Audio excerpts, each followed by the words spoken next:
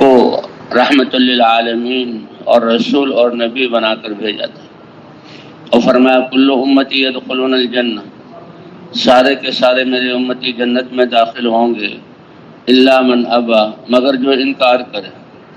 صحابہ کرام نے عرض کیا یا رسول اللہ، انکار کرنے والا کون ہے؟ کہ جو میری اطاعت کرے گا وہ کامیاب ہے، جنت میں داخل ہوگا، اور جو نافرمانی کرے گا وہ انکار کرنے والا ہے۔ حضور صلی اللہ علیہ وسلم نے انسانیت کو اس وقت اپنی صلاحیتوں کو دنیا کے بنانے میں لگانا اور اس کی جو محنتیں ہیں اس سے نکالا تھا، اور کامیابی والی محنت یعنی اپنے دل پر محنت کرنا، دل کے یقین کو درست کرنا اور اعضاء کے استعمال کو درست کرنا۔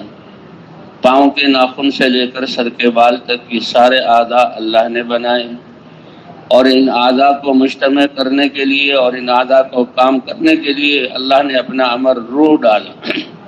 اس روح کی وجہ سے یہ سارے جسم کے اعضاء جڑے ہوئے بھی ہیں اور سارے جسم کے اعضاء کام بھی کر رہے ہیں۔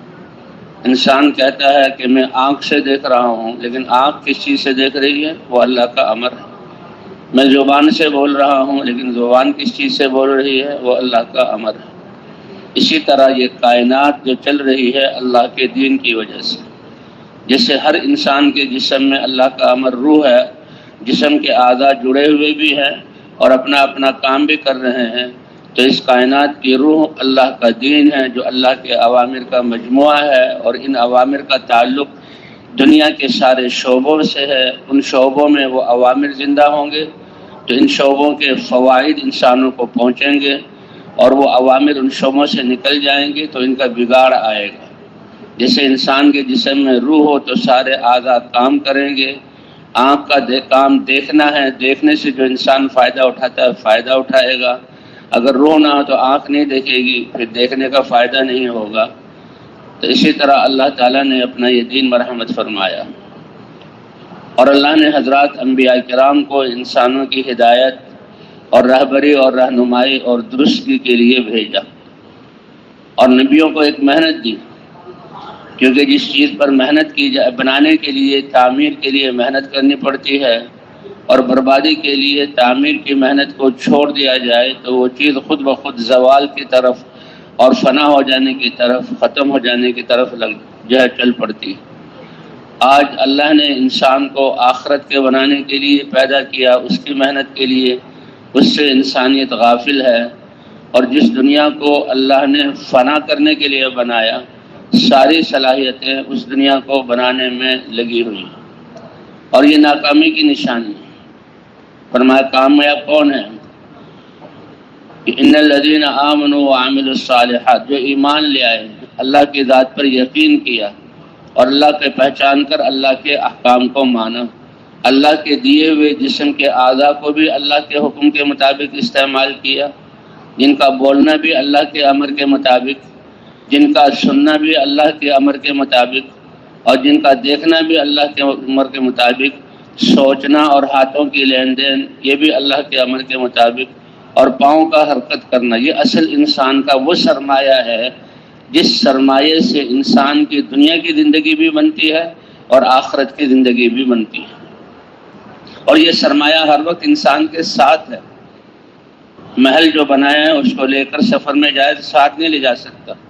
محل کے اندر جو آرام دہ مشیریے ہیں اور کپڑے ہیں سب کو لے کر ساتھ نہیں جا سکتا۔ جتنا مال جمع کیا ہوا ہے اس کو لے کر ساتھ نہیں پھر سکتا، لیکن جو اصل سرمایہ ہے انسان کے دل میں ایمان کی لہریں، جب سے وہ ایمان لایا ہے اس کے زبان سے اللہ کا ذکر اور جو اللہ کی فرما برداری میں بول نکلے ہیں، اس کا دیکھنا جو اللہ کی فرما برداری میں اس نے دیکھا ہے جس کو نیکی کہا جاتا ہے، اس کا سننا، یہ سارے سرمایہ انسان کے ساتھ ہے اور اس کا نور ہے۔ اور اللہ نے کائنات کو شعور دیا ہے کہ انسان کے سرمایے کے بقدر وہ انسان کا احترام کرتی ہے یہ کائنات۔ جیسے کہ آج دنیا کے بیجوں اور دنیا کے جو عہدوں کی نشانیاں ہوتی ہیں اس سے ہم متاثر ہو کر، یہ تو وزیر اعظم ہے، یہ تو ایم پی ہے، ایم این ہے، یہ تو فوج کا بڑا ہے، یہ تو آئی جی ہے، اس کے اعتبار سے دنیا والے، تو اسی طرح یہ ساری کائنات انسان کا احترام کرتی ہے اس کے سرمایے ایمان اور اعمال کی وجہ سے۔ یہ سرمایہ دنیا میں بھی انسان کے ساتھ رہتا ہے۔ اگر ایمان اور اعمال والا سرمایہ ہے تو جنگل کے درندے اس کو جو ہے نقصان پہنچانے کے بجائے اس کو فائدہ پہنچائیں گے، اس کی رہبری کریں گے، اس کی بات مانیں گے۔ اگر یہ ایمان اور اعمال والا سرمایہ ہے تو دریا اور سمندر ڈبونے کے بجائے اس کو اپنے اوپر سے راہ دے دیں گے، اور یہ فضائیں بجائے نقصان پہنچانے کے یہ جو ہے فائدے کے لیے استعمال ہوں گی۔ تو یہ سرمایہ جو ایمان اور اعمال کا ہے، اس سے اللہ دنیا بھی بناتے ہیں اور آخرت بھی بناتے ہیں۔ اسی لیے اللہ تعالیٰ نے حضرات انبیاء کرام کو انسانوں کو یہ بات بتانے کے لیے بھیجا، اے میری قوم، اللہ کی عبادت کرو، اللہ کو پہچانو، اللہ پر یقین کرو، اور جس نے اللہ کو پہچان لیا وہ سب سے زیادہ اللہ سے محبت کرنے والا ہوگا، اور جو اللہ سے سب سے زیادہ محبت کرے گا تو اللہ کی بات مانے گا، اور جو اللہ کی بات مانے گا وہ اللہ اس کو دنیا میں بھی کامیاب کریں گے اور آخرت میں بھی کامیاب کریں گے۔ تو یہ زندگی کا ٹائم وقت جو ہے بہت مختصر ہے، بہت قیمتی ہے، کیونکہ ایک ایک لمحہ، ایک ایک سانس، اس کے صحیح گزرنے پر آخرت کی ارب ہا ارب کبھی ختم نہ ہونے والی زندگی کا بننا ہے اور دنیا کی زندگی کا بھی بننا ہے۔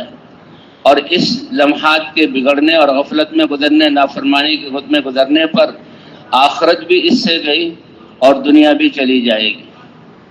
اس لیے حضور صلی اللہ علیہ وسلم سے صحابہ نے پوچھا، یا رسول اللہ، یہ تھوڑا سا وقت زندگی کا سرمایہ ملا ہے اور ایک ایک لمحہ، اس کا ایک سانس تو اس میں کئی لمحات ہے، ایک ایک لمحہ بہت قیمتی ہے، تو سب سے زیادہ فائدہ اٹھانے والا اور عقل مند کون ہے، اور اس تھوڑے سے سرمایہ کو احتیاط سے خرچ کرنے والا کون ہے، کہ جو سب سے زیادہ اس بات کو یاد رکھے کہ میں جانے کے لیے آیا ہوں، میں نے اللہ کے سامنے پیش ہونے کی تیاری کرنی ہے، اور اللہ نے میرے جسم اور مال اور شکل اور صورت کو نہیں دیکھنا، اللہ نے میرے دل کے یقین اور میرے جسم سے نکلنے والے اعمال کو دیکھنا ہے۔ اسی لیے حدیث پاک میں آتا ہے، ان اللہ لا ينظر الى صورکم، اللہ تمہاری شکلوں اور صورتوں کو نہیں دیکھتے کہ اسی کو خوبصورت بنانے میں صلاحیتیں لگا دو، اور نہ تمہارے مالوں کو دیکھتے ہیں کہ مال پر یقین کر کے اللہ کی دی ہوئی زندگی کا سرمایہ جو سب سے قیمتی ہے اس کو مال حاصل کرنے میں لگا دو۔ یہ تو اللہ نے لکھ دیا ہے۔ حضور صلی اللہ علیہ وسلم نے اپنے چچا داد بھائی عبداللہ ابن عباس، جبکہ وہ چھوٹی عمر کے تھے، اپنے پیچھے سوار کیا اور فرمایا، میں تمہیں چند نصیحت کرتا ہوں، وہ نصیحتیں ایسی ہیں جو تمہیں فائدہ دیں گی۔ اللہ کے رسول تو ساری انسانیت کے لیے رسول ہیں، ساری امت کے لیے رسول ہیں، جب رسول بن کے آئے اس سے لے کر قیامت تک، حتیٰ کہ فرمایا کہ میرے بعد اگر پہلے انبیاء بھی آ جائیں، حالانکہ وہ اپنی پہلی امتوں کے نبی، رہبر اور رہنما، اور ان پر کتابیں اتاری گئی، اس کتاب پر چل کر قوم کامیاب ہوئی، اللہ نے معجزات ظاہر کیے، جنت میں داخل کرنے کا وعدہ کیا، لیکن اللہ نے مجھے وہ مرتبہ عطا فرمایا ہے کہ اگر وہ نبی میری زمانے میں آ جائیں تو ان کو بھی میری نبوت پر ایمان لانا ہوگا۔ تو ہم کتنے خوش قسمت ہیں کہ بغیر مانگے اللہ نے ہمیں حضرت محمد صلی اللہ علیہ وسلم کی امت میں ہونے کا شرف بخشا۔ اور لڑکے، میں تمہیں چند نصیحتیں کرتا ہوں، عالموں کا کلمات، یہ چند نصیحتیں ہیں، اور حضور کی ایک ایک نصیحت ایک بے کنار سمندر ہے، تنفع، یہ تمہیں فائدہ دے گا۔ اور سب سے پہلی کیا؟ احفظ اللہ، اللہ کی حفاظت کرو۔ بھئی اللہ تو سب کی حفاظت کرنے والے ہیں، حفاظت کرنے والے کیا؟ اللہ تو آدم سے وجود دینے والے ہیں، وجود دے کر اس کی پرورش کرنے والے ہیں، صفر سے کمال تک پہنچانے والے ہیں، اور جس چیز کی جہاں پر جس وقت میں جتنی مقدار میں اور جب، جس چیز کی اور جہاں پر جتنی مقدار میں اور جب ضرورت ہو اس کو جاننے والے اور پہنچانے والے ہیں۔ تو اللہ کی حفاظت کرو، کیا مطلب؟ کہ اللہ کے دین کی حفاظت کرو۔ اور اللہ کے دین کی حفاظت کرنے کا کیا مطلب؟ ہم کون ہیں حفاظت کرنے والے؟ یعنی اللہ کا دین جو اوامر کا مجموعہ ہے، اور وہ اوامر تمہارے جسم کے بارے میں اور تمہیں جو نعمتیں دی ہیں ان کے بارے میں ہے، ان اوامر کو ضائع مت ہونے دو، کیونکہ اصل اللہ کا امر ہے، اصل اللہ کا امر ہے۔ ایک قصہ لکھا ہے کتابوں میں کہ بادشاہ کو اپنے ایک وزیر سے بہت ہی تعلق اور بہت ہی محبت تھی، اور اس میں صلاحیتیں بہت تھی۔ اس کی صلاحیتوں کی وجہ سے تھا وہ عام معاشرے کا آدمی، لیکن بادشاہت تک رسائی ہو گئی۔ بادشاہ نے اس کی صلاحیتوں کو جو ہے بھانپ لیا، اور اس کی صلاحیتوں کو سے فائدہ اٹھانے کے لیے اپنا وزیر بنا لیا، اور پھر وہ ایسا وفادار کہ بادشاہ کی رضا کے لیے وہ سب کچھ اپنا قربان کرتا تھا۔ کہتے ہیں ہمارے جو لوگوں سے تعلقات بنتے ہیں اور وہ آدمی بڑا ہو اور وہ ہمیں دیکھے تو دیکھے گا اپنے اس تعلقات والوں کو کہ جو اپنی چاہت اور آرام کو اس کی چاہت کو پورا کرنے کے لیے قربان کرتا ہے تو وہ اس کو اپنے قریب کرے گا اور اپنے خزانوں سے اس کو دے گا، اور اگر دیکھے وہ تو اپنے فائدے کے لیے جو ہے میرے قریب ہے تو جتنی خدمت کر رہا ہے وہ دے دے گا۔ تو بہرحال وہ وزیر جو ہے بہت زیادہ سمجھدار، بادشاہ کا بہت وفادار، تو دوسرے وزراء کو حسد ہو گیا، اور وہ کہنے لگے کہ جی یہ تو اس کو آپ اتنا کیوں جو ہے سر چڑھاتے ہیں، کیوں اتنا قرب دے رہے ہیں۔ بادشاہ سمجھ گیا، تو بادشاہ نے لوگوں کے سامنے جو ہے بات لانے کے لیے اس نے ایک جو ہے منظر قائم کیا، سب کو جمع کیا اور اس کو بھی بلایا، اور خزانے کا ایک قیمتی ہیرا سامنے رکھ دیا، اور اس کے ساتھ ایک ہتھوڑا۔ ایک ایک وزیر کو بلایا اور کہا اس کو توڑو۔ اس نے کہا بادشاہ سلامت، آپ کے خزانے کا یہ قیمتی ہیرا میں توڑ دوں؟ اس کو توڑ کر آپ کو نقصان نہ پہنچا، اس کو آپ کو نقصان پہنچاؤں، یہ میں نہیں کر سکتا۔ اس نے اپنی وفاداری اور سمجھداری اس طرح جتلائی کہ آپ کے قیمتی ہیرے کو میں نہیں توڑ سکتا۔ اب اس کو بلایا جس کے بارے میں کہتے تھے کہ جی یہ ناسمجھ ہے اور اس کو آپ نے سر چڑھایا ہوا ہے، کہا اے ایاز تم اس ہیرے کو توڑ دو۔ اس نے لیا وہ ہتھوڑا اور زور سے مارا، اور ایسا کرچی کرچی کر دیا کہ وہ کسی کام کا نہیں رہا۔ ایک شور مچا، وزراء خوش ہوئے کہ بادشاہ اس کی نادانی کو سمجھ جائے گا اور پھر اس کو اپنے سے دور کر دے گا۔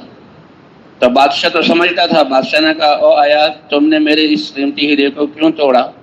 جبکہ دیکھا نہیں کہ دوسرے وزراء انہوں نے کیسی عقل مندی کا ثبوت دیا کہ بادشاہ سلامت، میرے نزدیک آپ کا حکم اس ہیرے سے زیادہ قیمتی ہے۔ انہوں نے آپ کا حکم توڑا اور ہیرے کی حفاظت کی، اور میں نے ہیرے کو توڑا اور آپ کی حفاظت کی۔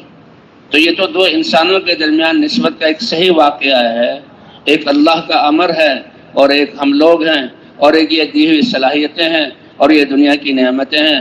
اللہ کہتے ہیں تمہارا امتحان یہ ہے کہ میرے امر کو پورا کرنے کے لیے یہ باہر کی نعمتیں، دنیا کی بادشاہت، یہ تو کیا اپنے جذبات کو بھی قربان کرو، اور خواہشات پر چلنا تو ناکامی ہے، اس کو قربان کرو، اور جو زندگی ہے سب کو میرے امر پر قربان کر دو، تمہاری دنیا بھی بنا دوں گا، آخرت بھی بنا دوں گا۔ وَلِلَّهِ الْأَمْرُ مِنْ قَبْلُ وَمِنْ بَعْدُ۔ سارے کائنات میں کس کا حکم چل رہا ہے؟ جب ساری کائنات حکم مان رہی ہے تو یہ انسان جس کو ساری کائنات جس کے لیے ساری کائنات کو مسخر کیا اور اس کو ہمیشہ کے لیے پیدا کیا اور آخرت کی جنت اس کے لیے بنائی ہے، تو بھئی اس کے لیے بھی اللہ کا حکم۔ یہی حضرات انبیاء کرام آ کر سمجھاتے تھے،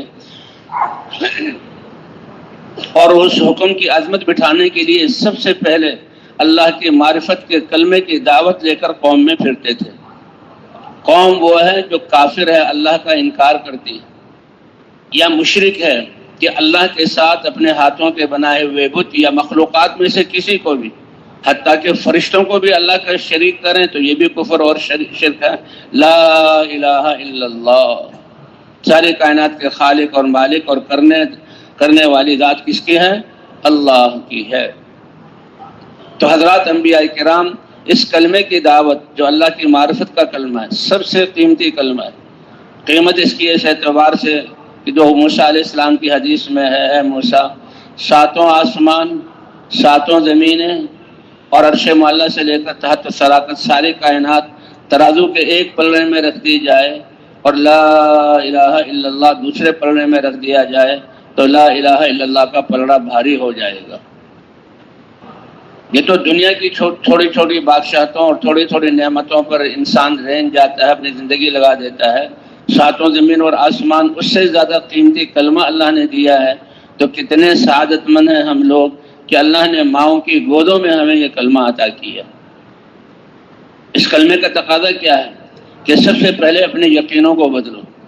ساری کائنات کو دیکھ رہے ہو، موجود ہے اور صحیح ہے، حق ہے، اور کائنات سے فوائد نظر آ رہے ہیں اور کائنات کو سامنے دیکھ رہے ہو، لیکن اس کی نفی کرو کہ اس کو پیدا کرنے والے بھی اللہ، اس کو باقی رکھنے والے بھی اللہ، اس کو شکل صورت دینے والے بھی اللہ، اور جس چیز سے جو نفع یا نقصان ہو رہا ہے اس چیز سے نہیں ہو رہا بلکہ اللہ کے امر سے ہو رہا ہے۔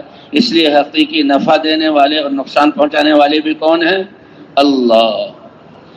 یہ کمال کا یقین تو بہت بڑی دولت ہے کہ اس یقین کا ایک ذرہ بھی ایمان والا ساتھ لے کر گیا۔ ایک ذرہ ایمان کا، ذرہ کسے کہتے ہیں؟ ابھی سورج کی روشنی آئے گی تو وہ ذرات ہمیں نظر آئیں گے جو اب نظر بھی نہیں آ رہے، تو ان میں سے ایک ذرہ، اتنا ذرہ بھی ایمان کا لے کر گیا اللہ کے دربار میں، تو اللہ چاہیں تو اس کے پچھلے سارے گناہوں کو معاف فرما دے، یا گناہوں کی اللہ سیاہی اور بدبو کو ہمیں ان سے پاک کر دے۔ اس کی دور کرنے کے لیے جہنم کی بھٹی ہے، اللہ ہمیں بچائے۔ تو اللہ اس ایک ذرے کے بدلے میں اللہ تعالیٰ دنیا سے 10 گنا بڑی رقبے والی جنت عطا فرمائیں گے۔ دنیا سے 10 گنا بڑی رقبے والی، یہ جو اس زمین کا کتنا طول اور عرض ہے، کتنے لاکھ مربع میل میں ہے، 10 گنا بڑی جنت عطا فرمائیں گے۔ اور ایمان کی وہ طاقت ہے، کہتے ہیں کہ دنیا کے سارے پہاڑوں کو اور اس کے اسٹیلوں اور دھاتوں کو ایک جگہ جمع کر دیا جائے اور جہنم کی ایک چنگاری جہاں ان پہاڑوں پر رکھ دی جائے تو اس کی حرارت اتنی ہے کہ ان کو جلا کر راکھ کر دے۔ اللہ ہماری حفاظت فرمائے۔ جہنم کا گرم پانی جو جہنم کی آگ میں کھولتا ہوا ہوگا، جہنم میں وہ پلایا جائے گا، اس کا ایک قطرہ لے کر سمندر میں ڈال دیا جائے تو سمندر اس کی گرمی سے ابلنے لگے۔ اور ایمان والا جب اپنے ایمان کے نور کو اور ایمان کی ٹھنڈک کو لے کر پل صراط پر سے گزرے گا تو جہنم سے آواز آئے گی، جز یا مومن فإن نور ایمانک قد اطفأ لہبی، اور ایمان والے اپنے ایمان کے نور کو لے کر جلدی سے گزرو، تمہارے ایمان کے نور سے جہنم کی آگ بجھ رہی ہے۔ تو جہنم سے بچانے والی پہلی چیز کیا ہے بھائی؟ ایمان، لا الہ الا اللہ۔ سب سے پہلے یقینوں کی تبدیلی ہے۔ ساری کائنات موجود ہے، اللہ نے پیدا کیا ہے، اللہ نے نفع نقصان رکھا ہے، لیکن یہ اپنے باقی رہنے میں، محفوظ رہنے میں، نفع نقصان پہنچانے میں خود مختار نہیں پہنچا۔ نفع نقصان پہنچانے والی ذات کس کی ہے؟ اس لیے ایمان والے کا دل ان آفاق اور مخلوقات میں نہیں اٹکتا، ایمان والے کا دل اللہ کی ذات پر اٹکتا ہے اور وہ اللہ پر یقین کرتا ہے، اور یہی سب سے بڑا سرمایہ ہے۔ اور ایمان کے جو اللہ پر والذین آمنوا اشد حبا للہ، جو اللہ پر ایمان لانے والا ہوگا تو اس کا یقین ہے کہ مجھے یہ عقل جیسی دولت اللہ نے نوازا ہے اور سارے جانوروں سے مجھے ممتاز اور سارے کائنات سے افضل بنایا ہے، تو اس سے وہ میں سوچوں گا جو اللہ جس کا مجھے حکم دیں گے، اس زبان سے وہ بولوں گا جو پھر اللہ نے اپنے پسندیدہ احکام کو ہمارے لیے دین بنا دیا۔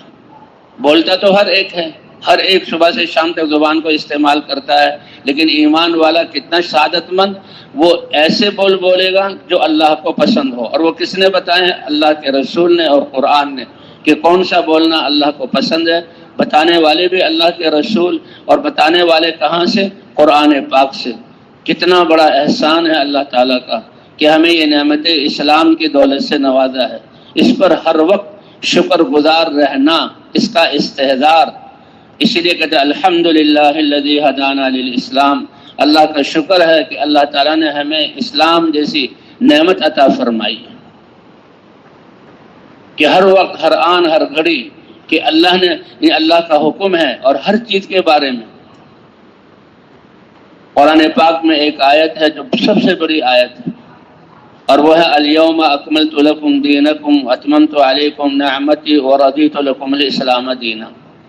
اے میرے پیارے نبی کی بہترین امت، جو میرے ہاں پسندیدہ امت ہے، سب سے بڑی ذمہ داری دی، تم خوش ہو جاؤ اور فخر اور ناز کرو کہ تمہارا جو طریقہ زندگی میں نے بنایا تھا وہ کامل ہو گیا۔ بس حضور جب جہاں نبوت اور رسالت سے سرفراز فرمائے گئے، ایمان کی محنت لے کر آئے، احکام اترنا شروع ہوئے، نماز اتری، زکوٰۃ اتری، معاملات اترے، معاشرات اترے، دنیا کے اربوں انسانوں کے کسی انسان کی زندگی کا کوئی لمحہ اور کونا ایسا نہیں جس میں اللہ کا امر نہ ہو۔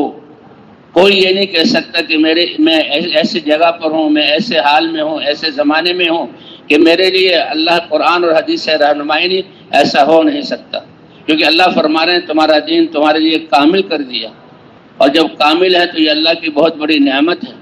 اور پھر یہ دین کیا ہے؟ اللہ کے پسندیدہ احکام کا مجموعہ، اور اللہ کی پسند اور رضا وہ تو جنت سے بھی بڑی چیز ہے۔ اس لیے بھائی سب سے پہلے ہماری حاجت دلوں کے یقین کو ٹھیک کرنا۔ ساری چیزوں یہ چیزیں ہیں، یہ تو آنکھوں سے نظر آ رہی ہیں، اللہ کی مخلوق ہیں، اللہ کی نعمتیں ہیں۔ سورہ رحمان میں تو 29 جگہ اللہ نے فرمایا فَبِأَيِّ آلَاءِ رَبِّكُمَا تُكَذِّبَانِ، اللہ کی کون کون سی نعمتوں کو اے جنوں اور انسانوں کی جماعت تم جھٹلاؤ گے۔ لیکن یہ اللہ کی مخلوق ہیں، اللہ سے یقین ہٹا کر ان میں جہاں دل کو مت جہاں لگانا، بلکہ یقین اللہ کی ذات پر ہو، اور یہی ایمان ہے۔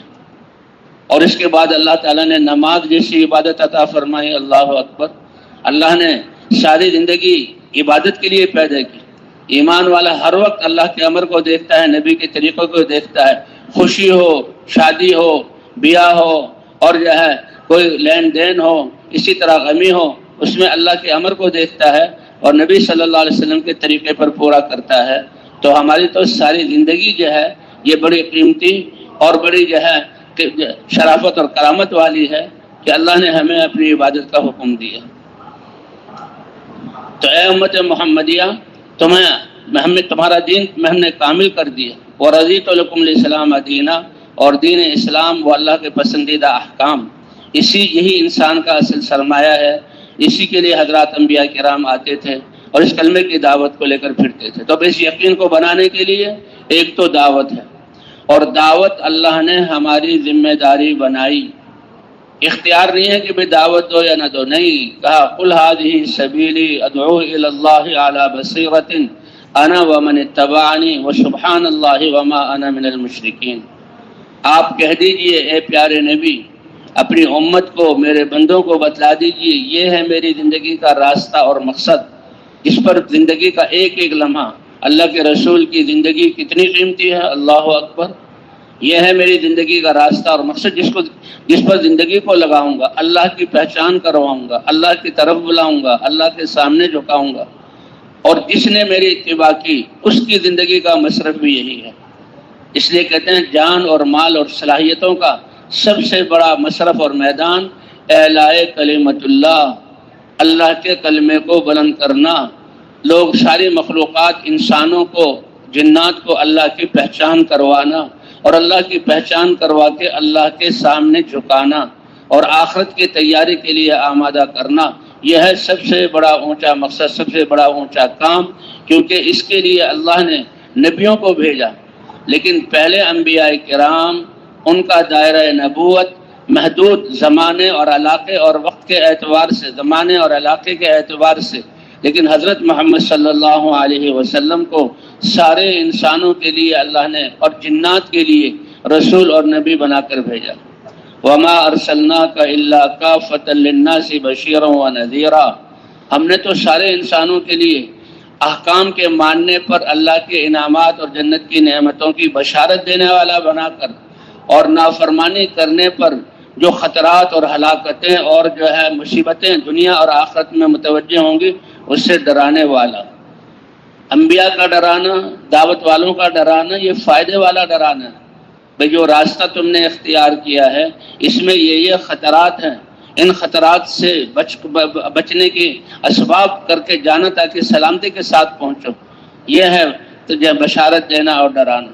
یہ حضرات انبیاء کرام کی ذمہ داری تھی، اور حضرت محمد صلی اللہ علیہ وسلم پر نبوت کا سلسلہ بند فرما کر اللہ نے یہ ذمہ داری اس امت کو عطا فرمائی، اور اسی کے لیے اس کو خیر امت کہا۔ تو بنیادی چیز تو ایمان، اور زندگی کو جو ایمان والا ہوگا وہ زندگی کو اللہ کے حکم کے تابع کرے گا۔ تو عبادت میں سب سے بڑی عبادت اللہ نے نماز عطا فرمائی۔ یہ نماز اتنی بڑی عبادت ہے جیسے کہ کوئی دنیا کا بادشاہ، دنیا کا وزیر، دنیا کا سردار اور کوئی چودھری اپنے خزانوں میں سے بہترین خزانہ جو بالکل اندر محفوظ ہے اس کو اپنے دوست کو اپنے گھر بلا کر اس کے لیے دعوت کا انتظام کر کے قربت کا اظہار کر کے دیکھو یہ میں تمہیں سب سے قیمتی دولت دیتا ہوں، تو اسی طرح اللہ نے یہ نماز سارے احکام مکے میں اترے، مدینے میں اترے اور جبرائیل علیہ السلام لے کر آئے، لیکن اس امت کے لیے جو نماز کا حکم اللہ نے دیا، اپنے نبی کو عرش پر بلوایا، اپنے دربار میں بلایا اور وہاں پر یہ نماز کا تحفہ دیا۔ سبحان الذي اسرى بعبده ليلا من المسجد الحرام الى المسجد الاقصى الذي بارکنا حوله، کیا پاک ہے وہ ذات، کیسی قدرت والی ہے وہ ذات، کتنا بڑا شرف بخشا اپنے نبی کو کہ دو فرشتے آئے، براق سواری لے کر آئے، حضرت محمد صلی اللہ علیہ وسلم کو ان کے گھر سے نیند سے اٹھایا، بیت اللہ میں لا کر سینہ چاک کیا اور اس دل کو زمزم کے پانی سے دھویا گیا اور پھر دل کو جوڑا گیا، سینہ چاک کیا تھا اس کو سیا گیا۔ بعض صحابہ فرماتے ہیں کہ حضور جب کپڑے اتارتے بعد بنیان اور قمیض تو سینے پر وہ سلائی کے نشان نظر آتے تھے، سلائی کے نشان نظر آتے تھے۔ کیا شان اور اس امت کے لیے کہ یہ براق سواری اور دو میکائیل اور جبرائیل علیہ السلام دو فرشتے اور حضور کو بٹھایا اور رات کی آن کی آن میں بیت اللہ سے بیت المقدس، بیت اللہ سے بیت المقدس کی طرف جب جا رہے تھے تو زمین سے ایک خوشبوؤں کا جھونکا آسمان کی طرف جا رہا تھا۔ حضور سے روایت میں آتا ہے حضور صلی اللہ علیہ وسلم نے پوچھا اے جبرائیل یہ اتنی ایسی خوشبو جو زمین سے آسمانوں کی طرف جا رہی ہے کہ یا رسول اللہ یہ فرعون جیسا ظالم بادشاہ جس کی طرف اللہ تعالیٰ نے موسیٰ علیہ السلام کو بھیجا تھا، تو فرعون کی بیٹی کی ایک خادمہ اللہ نے اس کو ایسی سمجھ دی تھی کہ جب موسیٰ علیہ السلام اللہ کا پیغام لے کر آئے اور فرعون جھوٹی خدائی کا دعویٰ کر رہا تھا اور طاقت کے بل بوتے پر انسانیت کو ظلم کی زنجیروں میں جکڑا ہوا تھا، تو وہ ایک خدمت کرنے والی سمجھ گئے کہ موسیٰ علیہ السلام سچ کہہ رہے ہیں، اور وہ دل ہی دل میں ایمان لے آئی اور اس نے لا الہ الا اللہ کا اقرار کر لیا۔ کہتے ہیں مشق اور عشق یہ چھپتے نہیں ہیں، عشق اور ایمان کیا ہے؟ اللہ سے عشق۔ تو وہ اپنے ایمان کو چھپاتی رہی کیونکہ فرعون بڑی سخت تکلیفیں دیتا تھا۔ اللہ نے فرمایا کہ وہ تو اپنے نافرمانوں کو قرآن پاک میں کہ وہ اپنے نافرمانوں کو سولی چڑھاتا تھا، ہاتھ اور پاؤں پر میخیں گاڑ دیتا تھا، وہ فرعون ذی الاوتاد، ایسا ظلم کرتا تھا۔ اب یہ باندھی جو ہے کنگھی کر رہی تھی فرعون کی بیٹی شہزادی کے سر، وہ کنگھی جو گری تو مسلمان تو ہر حال میں اللہ کو یاد کرتا ہے، کہتے ہیں جس کام کو کرو بسم اللہ، کوئی اچانک ایک دم چیز پیش جائے تو بسم اللہ، اللہ اکبر، اللہ کا نام لیتا ہے۔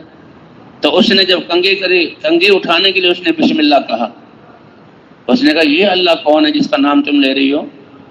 وہ تو میرا باپ جو ہے فرعون مصر کا بادشاہ، سارے انتظامات اور جو ہے آل فرعون کی قوم کا بادشاہ۔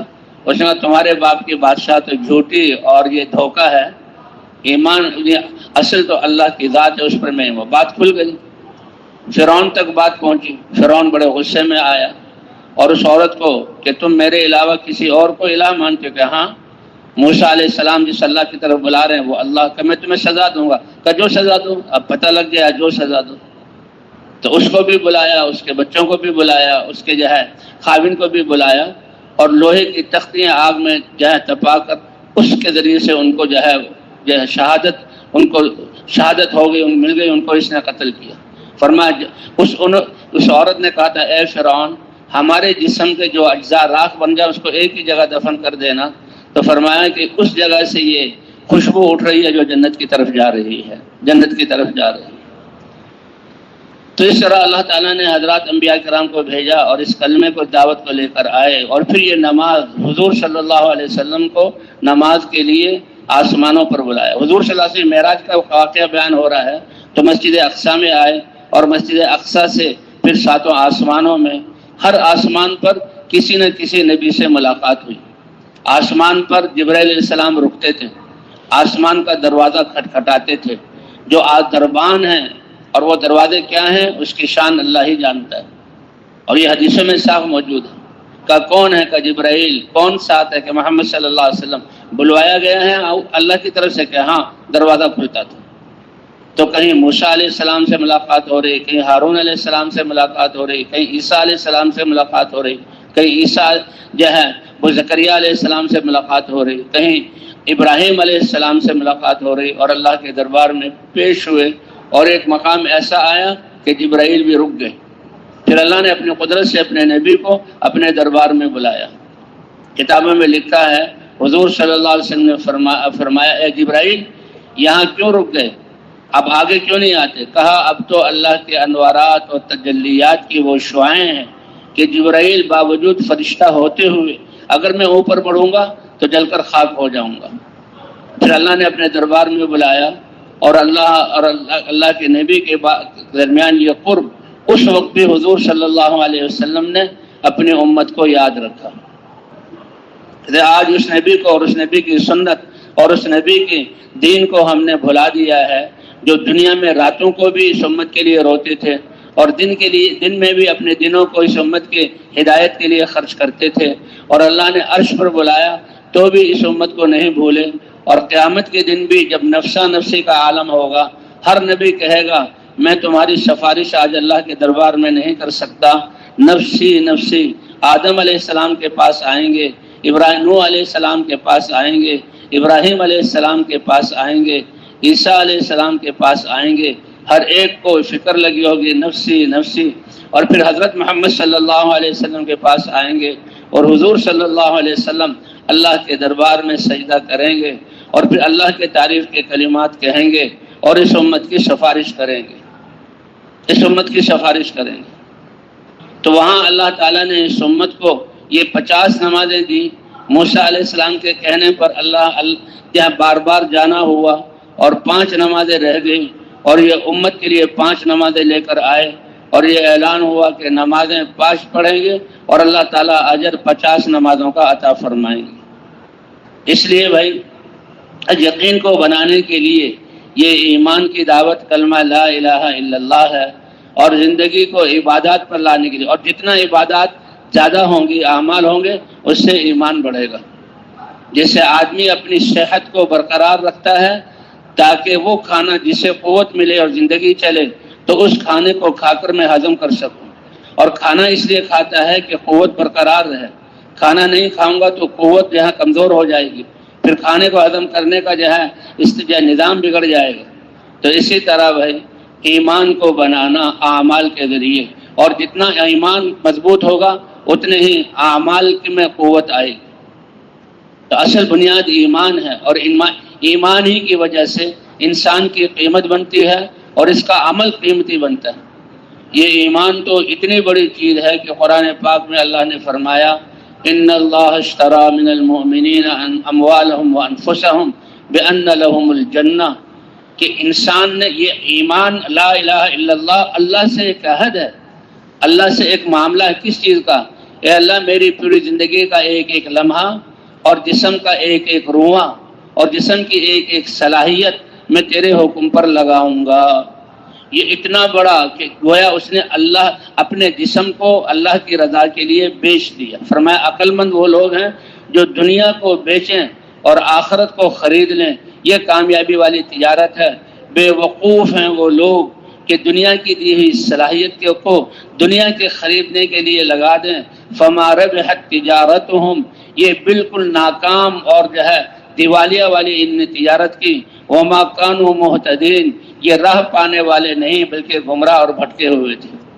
اولئک الذین اشتروا الحیاۃ الدنیا بالآخرہ، آخرت کو قربان کر دیا، اور ساری جو صلاحیتیں آخرت کے بنانے کے لیے تھی دنیا میں لگا دی۔ اللہ فرماتے ہیں کہ یہ ناکام گئے۔ قل هل ننبئکم بالاخسرین اعمالا، آپ کہہ دیجئے کہ بتاؤں لوگ محنتیں کر رہے ہیں، اپنی صلاحیتیں لگا رہے ہیں، اور جس کو جتنی صلاحیت ملی وہ پوری طاقت سے لگا رہا ہے، اور کوئی وہ آرام نہیں کرتا، لیکن باوجود ان ساری محنتوں کامیابیوں کی محنتوں اور مشقتوں کے وہ ناکام اور سب سے زیادہ ناکام ہے کون؟ جو اپنی صلاحیتوں کو دنیا کے بنانے میں لگائیں۔ الذین ضل سعیہم فی الحیات الدنیا، بیکار نہیں بیٹھے، بیکار آدمی کی تو کوئی قیمت نہیں، کسی کے نزدیک قیمت نہیں، دنیا والوں کے نزدیک بھی قیمت نہیں۔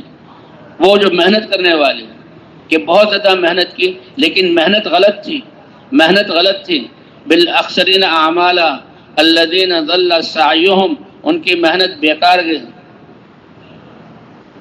تو یہ وہ کون ہے کہ جنہوں نے اللہ کی ذات کو، اللہ سے ملاقات اور آخرت کو جھٹلایا۔ اور کامیابی والے کون ہیں؟ ان الذین آمنوا وعملوا الصالحات لہم جنات تجری من تحتها الانہار، ایمان اور اعمال والے۔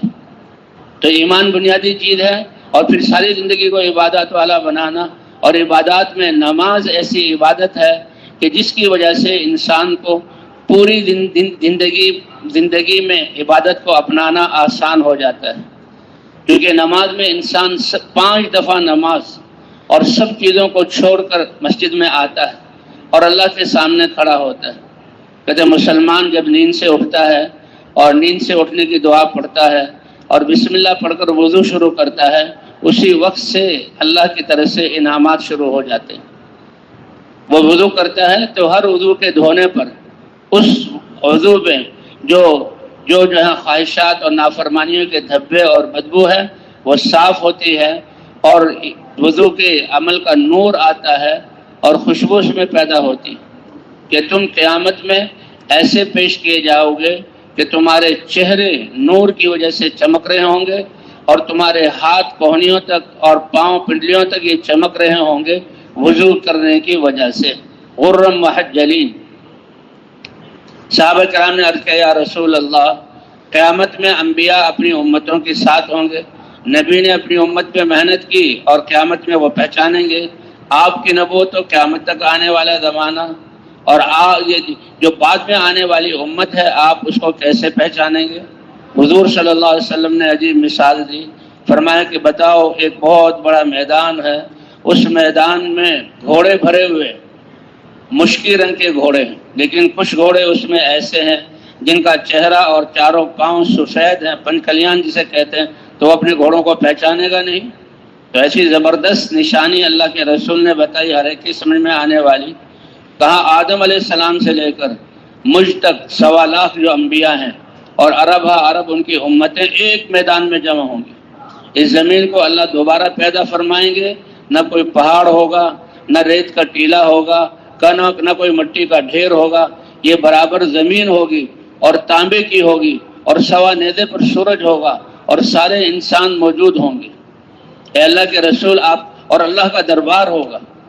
کیوں؟ اس لیے کہ یہ دنیا اللہ نے امتحان کے لیے اور تیاری کے لیے بنائی ہے، اس لیے اللہ حساب لیں گے۔ ما منکم من احد الا سیکلمہ ربہ لیس بینہ وبینہ ترجمان۔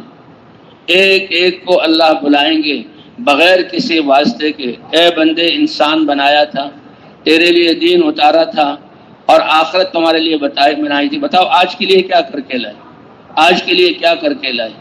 تو وہاں کا سرمایہ ایمان اور اعمال ہوں گے۔ کہتے یہ سرمایہ انسان کا ایسا ہے، دنیا میں بھی ہر وقت اس کے ساتھ، ہم جتنے بیٹھے ہوئے ہیں، جب سے ہم بالغ ہوئے، ہماری ایمان کی لہریں اور دل کی کیفیت، اس کا نور ہمارے ساتھ ہے۔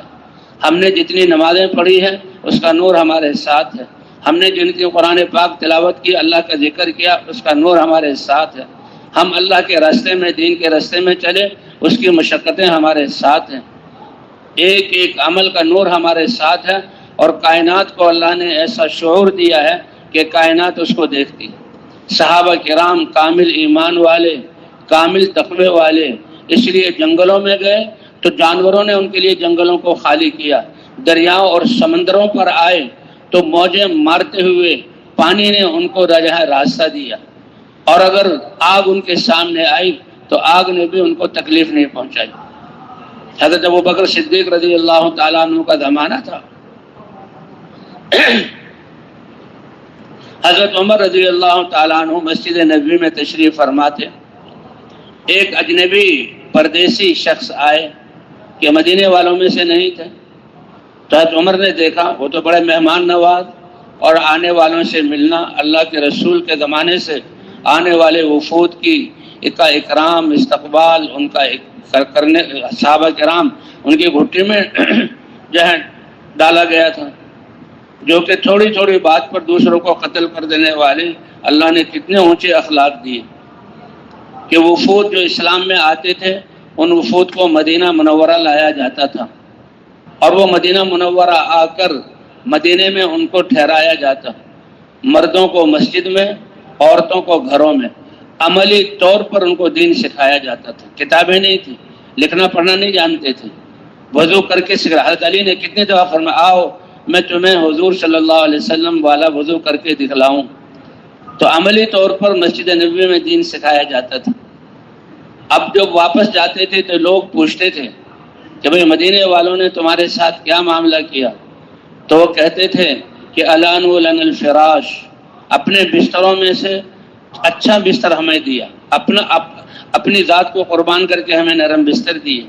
وَأَلَذُّ لَنَا الطَّعَامُ، جو ان کے جو استطاعت کے مطابق تھا اچھا کھانا ہمیں دیا۔ وَعَلَّمُونَا الدِّينَ، اور ہمیں دین اسلام سکھایا۔ تو یہ مدینہ منورہ کا ماحول بنا ہوا تھا۔ تو بہرحال حضرت عمر رضی اللہ تعالیٰ عنہ دیکھا ایک مسافر ہیں، بلایا کون ہو، انہوں نے نام بتایا، کہاں سے آئے ہو کہ یمن اور خولان سے۔ اچھا، خولان کے بارے میں تو ایک بہت قصہ مشہور ہوا ہے، خولان کے بارے میں ایک بہت قصہ مشہور ہوا ہے کہ حضور صلی اللہ علیہ وسلم کی ایک امتی کے ساتھ، اور وہ تابعی ہیں، اللہ نے وہ معاملہ کیا، آگ میں ایسی حفاظت کی جیسے ابراہیم علیہ السلام کی نمرود کی آگ میں حفاظت کی تھی۔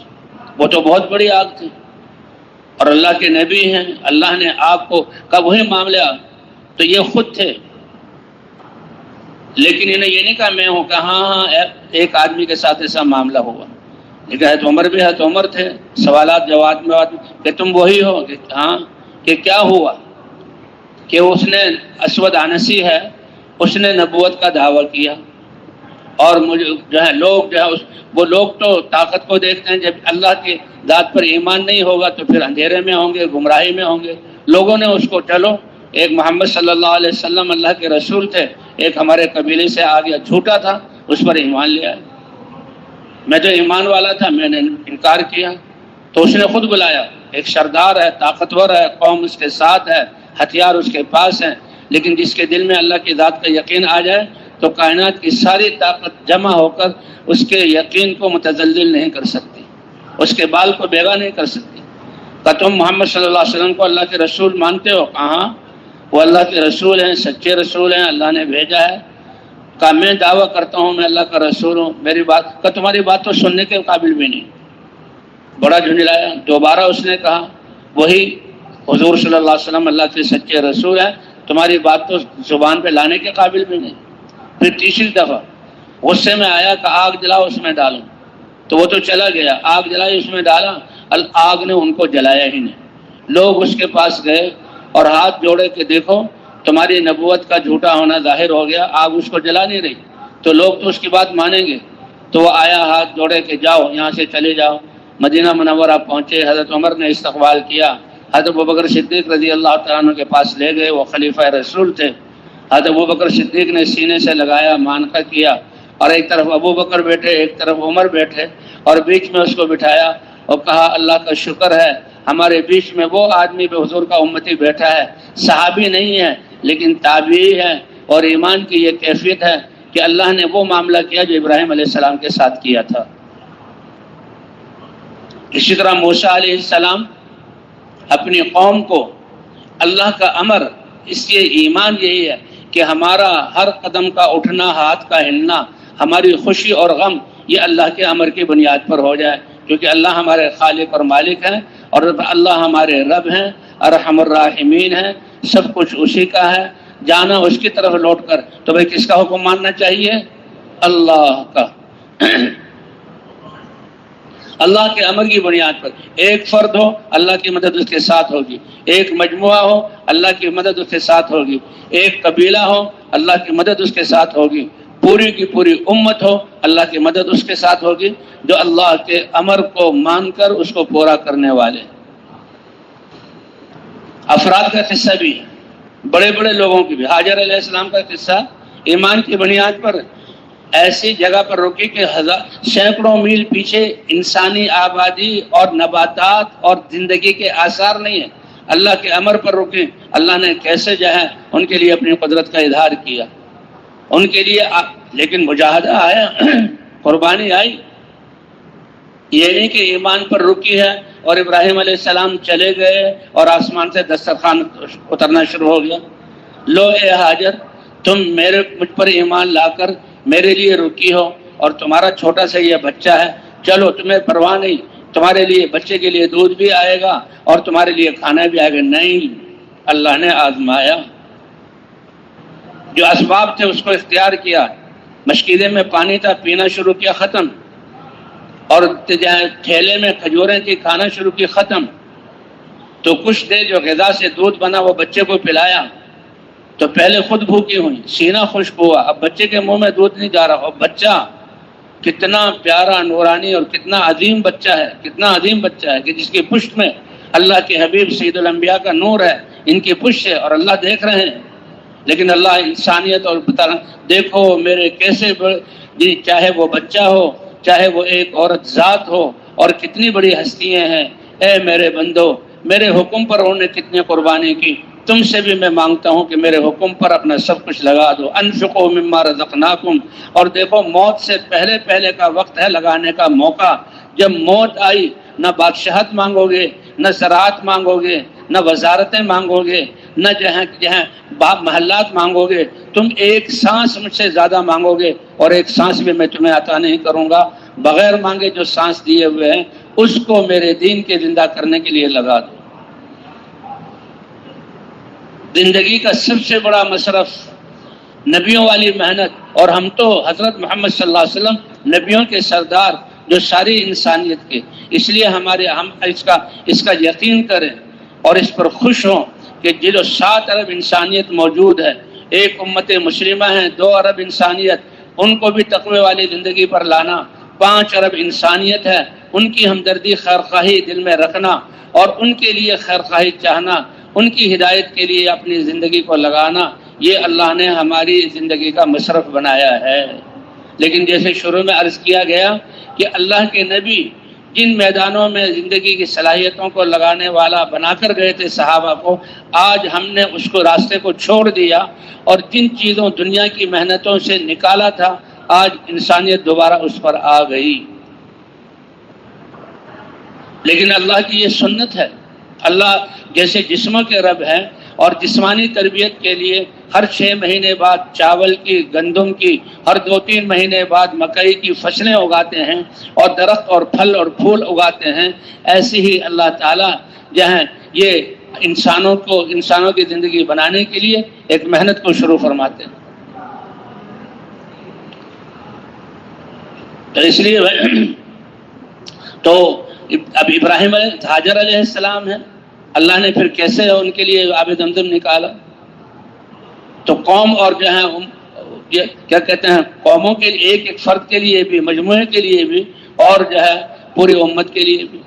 ایک قصہ لکھا ہے کہ بادشاہ تھا اور بادشاہ دنیا دار، بادشاہت میں دھوکے میں آ گیا کہ میں صرف بادشاہ نہیں ہوں بلکہ ان کا خدا ہوں، نظام چلانے والا ہوں۔ لیکن لوگ بھی تو سمجھدار ہوتے ہیں، تو ان کو اپنے ہتھیار کی اور فوج کی طاقت سے، اور پھر انسان اگر صحیح یقین نہ ہو تو پھر توہمات کا شکار ہوتا ہے، تو جادوگروں کے ذریعے سے اس نے انسانوں کو قابو کیا ہوا۔ اس کا ایک جادوگر تھا اور جادوگر بوڑھا ہوا، تو اس کے سے لوگ ڈرتے تھے۔ جادوگر بادشاہ کے پاس آیا کہ تم مجھے کوئی نوجوان دے دو، میں مر جاؤں گا، تم نے مجھے اپنے خزانوں سے پالا ہے، میں تمہارا خیر خواہ اور ہمدرد ہوں، تمہارا نمک حرام نہیں ہو، نمک حلال ہو، لہذا مجھے کوئی جوان دے دو۔ سب سے استعداد والے بچے کو اس کے حوالے کیا گیا۔ وہ بچہ اس کی درسگاہ میں جاتا تھا تو راستے میں، کیونکہ ہر زمانے میں اللہ نے یعنی علماء اور دین کی محنت کرنے والے، تو ایک عالم اور عبادت گزار کی جو ہے مجلس سے گزرتا، اس کی بات سنتا تو بھائی ساری کائنات کے خالق اور مالک اللہ ہے، کامیابی اللہ کے احکام کو ماننے میں ہے، کرنے والی ذات اللہ کی ہے، یہ بڑی سمجھ میں آنے والی باتیں۔ اور جادوگر کی مجلس میں آتا تو یہاں پتہ نہیں کیا کہتے ہیں کس کس طرح کے منتر اور گندی باتیں اور ایسی دھوکہ بازی فراڈ، تو بچہ اس بات کو سمجھتا تھا اور وہ عالم کی بات اس کے دل میں گھر کر گئی۔ ایک دفعہ ایسا ہوا کہ وہ دیکھا بہت زیادہ بھیڑ ہے، پوچھا کیا بات ہے؟ کہ شیر یا کوئی جان بلا آ گئی ہے، لوگوں کا راستہ روکا ہوا ہے۔ اس نے کہا ہاں آج میں اللہ کی قدرت کو میں دیکھوں گا، اللہ میرا ساتھ دیں گے۔ اس نے کنکری لی اور کہا اے اللہ، عالم نے جو تجھ پر ایمان اور تیرے دین کے بارے میں مجھے بتلایا، اگر وہ حق ہے تو اس بلا کو یہاں سے دور کر دے۔ کنکری ماری اور وہ بلا دور ہو گئی۔ سارے لوگ اس سے ڈر رہے تھے اس بچے کی کنکری سے، اس نے تو لوگوں نے اس کو کندھے پر اٹھا لیا اور کہا تم تو اتنے بڑے طاقتور بن گئے کہ تمہارے ایک پھونک سے اتنی بڑی بلا دور ہو گئی۔ تو لوگوں کو تو اپنا مقصد چاہیے، لوگ اپنی بیماری اور دوسری چیزوں کے لیے اس کے پاس آنے لگے۔ تو اس کے پاس جو آتا تھا وہ کہتا دیکھو میں تو مخلوق ہوں، میں شفا دینے والا نہیں ہوں، شفا دینے والے اللہ۔ یہ ہیں کہ دعوت دینا، تم ایک اللہ کو مان لو اور اللہ پر ایمان لے آؤ تو میں دعا کر دوں گا اور میری دعا سے اللہ تمہیں شفا دے دیں گے۔ تو واقعی لوگوں کو شفا ملنے لگی۔ اور جو ان کی یہ ہے بات کہ ایمان اللہ کی پہچان، اپنی یہ نہیں کہ میں تمہیں شفا دیتا ہوں، شفا دینے والی ذات کون سی ہے، باقی میں دعا کروں گا۔ بادشاہ کا ایک وزیر تھا اور ایوان میں آتا تھا، لیکن اس کی بینائی چلی گئی، بینائی کی وجہ سے اس کے لیے آنا مشکل ہو گیا۔ تو اس کو بھی پتہ لگا، اچھا لوگ یہ سمجھ رہے تھے کہ اس کے جادو کا کمال ہے۔ وہ بھی اس کے وزیر اس کے پاس آ گیا اور کہا دیکھو میں نابینا ہو گیا ہوں، تم بڑے منتر پڑھتے ہو۔ تو اس نے کہا دیکھو میں کچھ نہیں ہوں، میں مخلوق ہوں، میں ایمان والا ہوں، تم بھی اللہ کی ذات پر ایمان لے آؤ اور ایمان لا کر جو ہے میں اللہ سے دعا کر دوں گا۔ وہ ایمان والا بنا، اس نے دعا کی تو شفا ہو گئی۔ اچھا جس دن وہ جانور اس کے کنکری مارنے سے مرا تھا، اس نے اپنے استاد کو بتایا۔ استاد کیونکہ اللہ والے تھے، عالم تھے، بیٹا اللہ نے تمہیں بہت اونچے درجے کا ایمان دے دیا اور اللہ ایمان والوں کو آزماتے ہیں حالات کے ذریعے سے۔ دیکھو تم پر ابتلا آزمائش آئے گی، تمہاری بات اب ڈھکی چھپی نہیں رہی، بادشاہ تک بات پہنچے گی اور بادشاہ تو گمراہ ہے اور دھوکے باز ہے، تو ابتلا آئے گی، لیکن میں بوڑھا ہو چکا ہوں، میرا نہ بتلانا۔ اس نے کہا ٹھیک ہے۔ اور ہوا یہی کہ جب وہ وزیر بادشاہ نے کہا اچھا یہ کیا ہوا کہ جی وہ بچے نے، اچھا بچہ اتنا جادوگر بن گیا کہ اس کی جو ہے منتر سے کرنا ہی نہیں، شفا دینے والی ذات تو اللہ کی ہے، کہ وہ بچہ جو ہے بلاتا ہے کیا وہ ایمان کی طرف۔ بہرحال لمبا قصہ ہے، سب سے آخر میں بادشاہ جھنجھلایا اور اس بچے کو بلایا اور اس کو طرح طرح کی تکلیفیں دی۔ اس بچے کی بات مشہور ہو گئی کہ بھی اصل واقعہ تو یہ ہے کہ کرنے والی ذات اللہ کی ہے۔ تو بادشاہ نے اس بچے کی بات کو دبانے کے لیے، ایک بچہ ہے ایمان والا ہے اور جو اس سے ملتا ہے اور جہاں اپنی حاجت کے لیے آتا ہے اس کو دعوت دیتا ہے، تو اس بچے کو ختم کرنے کے لیے بادشاہ نے، لمبا قصہ ہے، اپنے فوجیوں کو کہا کہ اس کو رسیوں سے باندھ کر سمندر میں لے جا کر چھوٹی کشتی میں اندر لے جاؤ اور اس کو سمندر میں ڈبو دو، تاکہ اس کی بات ہی ختم ہو جائے، لوگوں کے ذہنوں سے بات ختم ہو جائے، لوگ پھر میری بات ماننے لگے۔ لیکن اللہ ایمان والوں کی محنت کو ضائع نہیں فرماتے۔ اور یہ بچہ ایمان والا ہے، اس کو لے گئے اور جب کشتی میں ڈالنے لگے تو یہ ایمان والا تھا، اس نے کہا اللہم اکفینیہم بما شئت وبمن شئت، اے اللہ آپ کرنے والے ہیں، میری آپ کفایت فرمائیں جیسے بھی آپ چاہیں۔ اب دو کہ انسان سوچے کہ بھی کیسے اس کی مدد ہو سکتی ہے۔ تو کیا ہوا کہ فوجی جس کشتی میں لے کر گئے تھے، بھنور آیا، کشتی جو ہے وہ گھومی، اس کے تختے ٹوٹے، سارے فوجی سمندر میں غرق ہو گئے اور اس ایمان والا یہ سمندر کے اوپر رہا اور چلتے ہوئے بادشاہ کی مجلس میں آ گیا۔ یہ ہے اللہ کی رحمت اور اللہ کا صحیح یقین والوں کے ساتھ معاملہ۔ اور ہمیں کس لیے سنایا جا رہا ہے کہ تم پورا کا پورا مجموعہ ایسے ایمان والے بن جاؤ، اللہ ایسے ہی مدد کریں گے جیسے اپنے ان لوگوں کی مدد کی۔ پوری حکومت ہے، فوج ہے اور ان کے اسباب ہیں، اب وہ اکیلا۔ بادشاہ نے کہا میرے فوجی کہ وہ میرے اللہ نے نمٹا دی، جس اللہ کی طرف میں بلاتا ہوں، وہ تو سمندر میں غرق ہو گئے۔ اب انسان جب خواہشات پر چلتا ہے اور ضد پہ آتا ہے تو پھر ایسا وہ اس کے عقل پر تالا لگتا ہے، اس کو بھی بھئی میں بھی ایمان لے آتا ہوں، میری ساری فورس اور طاقت یہ جو ہے وہ بے قیمت ہو گئی اور تم اکیلے بچے میرے سامنے آ گئے، لیکن ضد کی وجہ سے اللہ نے تالا لگا دیا۔ پھر اور دوسری تدبیر کہ اس کو دوسرے فوجیوں کو بلایا کہ اس کو پہاڑ پر لے جاؤ اور وہاں سے گرا دو، پہاڑ کی چوٹی سے وادی کے اندر گرے گا، ریزہ ریزہ ہو جائے گا، قصہ ہی ختم۔ اور بچہ کوئی گھبرا نہیں رہا، کیوں؟ ایمان ہے۔ ایمان کیا بتلاتا ہے کہ اللہ کے حوالے میں کرتا ہوں، اور اللہ جو اگر میری زندگی میں ختم ہونا ہے تو اس پر بھی وہ خوش ہے، اور اگر اللہ بچائیں گے تو اللہ حفاظت کر لیں گے، یہ کوئی نقصان۔ یہ ہے ایمان۔ یہ نہیں کہ میری چاہت پوری ہو، بلکہ ایمان یہ ہے کہ اگر اللہ میری زندگی چاہتے ہیں اور میری جان لگ جائے تو جان دے دیتے ہیں، اور اللہ اگر حفاظت کریں تو یہ اللہ کا امر ہے۔ تو اس کو پہاڑ پر لے کر گئے تو پہاڑ ہلا زور سے، وہ سب فوجی ہوتے ہوئے وہ گر گئے، اور یہ رسیوں میں بندھا ہوا تھا، اس کی رسیاں کھل گئی، اور یہ اسی پہاڑ سے ہوتا ہوا پھر بادشاہ کے پاس آ گیا۔ اور بادشاہ کی عاجزی اور بادشاہ کی یعنی یہ کیا کہتے ہیں نامرادی اور ناکامی اس کے سامنے آ گئی۔ اس نے کہا او بادشاہ سلامت، تم میری داد کو ختم کرنا چاہتے ہو تو میں اب قربانی دیتا ہوں، جو میں کہوں ویسا کر لو۔ تو بادشاہ نے کہا ہاں ہاں تم جیسا بتا۔ اب اس کو یقین ہو گیا کہ بچہ جو بتائے گا وہ ٹھیک ہوگا۔ کہا تم اپنی پوری قوم کو شہر کو جمع کر لو اور ایک اسٹیج ممبر پر لگاؤ، وہاں پر مجھے سولی چڑھاؤ اور اپنے ترکش سے تیر نکال کر مجھے مارو، اور جو میں کہوں اس کے مطابق تیر پھینکنا۔ بادشاہ تو بڑا خوش ہو گیا کہ بچے نے اپنی جان ختم کرنے کی پوری تدبیر بتا دی، لیکن بادشاہ عقل کا اندھا تھا، اور بچے کے دل کو اللہ نے ایمان سے منور کیا ہوا تھا کہ میری جان تو چلی جائے گی، لیکن پوری امت کے سامنے، پوری قوم کے سامنے اللہ کا حق ہونا آ جائے گا تو میری قربانی پر اللہ ان کو ایمان دے دیں گے اور جہنم سے بچ جائیں گے۔ یہ ہے اپنی جان کو لگانا اللہ کے دین پر۔ بچہ ہے، ابھی اس نے زندگی کی اتنی بہاریں دیکھی نہیں، ابھی تو یہ یہاں شاہی محلات اور وزارتیں اور بادشاہت اور زندگی کی بہاریں اس کے سامنے ہیں، لیکن جو اللہ سے محبت کرتا ہے، اللہ کے امر میں پورا کرنے میں وہ لذت اس کو، اور آخرت کے درجات اس کے سب کچھ قربان کر، وہ اپنی زندگی کو داؤ پر لگا رہا ہے اور خود پیش کر رہا ہے کہ میں اپنی زندگی قربان کر دوں گا، لیکن قربان کیسے طریقے پر کہ اس پوری قوم کو ہدایت مل جائے گی۔ تو بادشاہ تو عقل کا اندھا تھا، تو اس نے کہا ہاں ہاں میں ختم کرنا چاہتا ہوں۔ اس نے کہا بس ایک طریقہ ہے، اس کو بھی یقین آ گیا۔ سارے منادی کروا دی گئی، سارا جو اس کی قوم تھی، علاقہ تھا، سب جمع ہو گئے، اور ایک ممبر لگایا گیا، اس پر کھڑا کیا گیا، اور کہا مجھے سولی پر چڑھانا، اور پھر ترکش سے تیر نکالنا، اور تیر نکال کر جو ہے کمان پر چڑھا کر میری کن پٹی کا جو ہے نشانہ کرنا، اور تیر چھوڑتے ہوئے کہنا بسم رب ھذا الغلام۔